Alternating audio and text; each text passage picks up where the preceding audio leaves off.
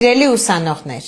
մեզ թույլ չեն տալիս պարգևատրել Հայաստանի լավագույն ուսանողներին։ 2025 թվականի ավարտին Սարգիս Կարապետյան հիմնադրամը, ինչպես բոլորը գիտեն, մեկնարկեց Հայաստանի 100 լավագույն ուսանող մրցույթը։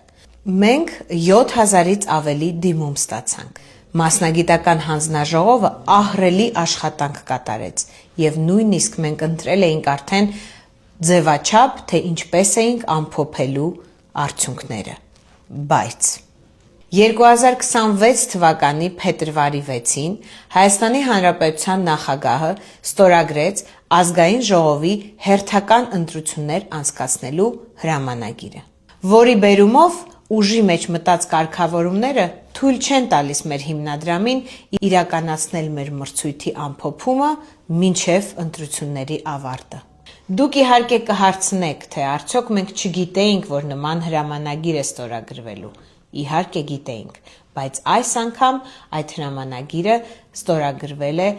1 ամիս ավելի շուտ, քան անցյալ անգամվա ընտրությունների։ Սիրելի ուսանողներ, մենք վստահեցնում ենք ձեզ, որ ընտրություններից հետո,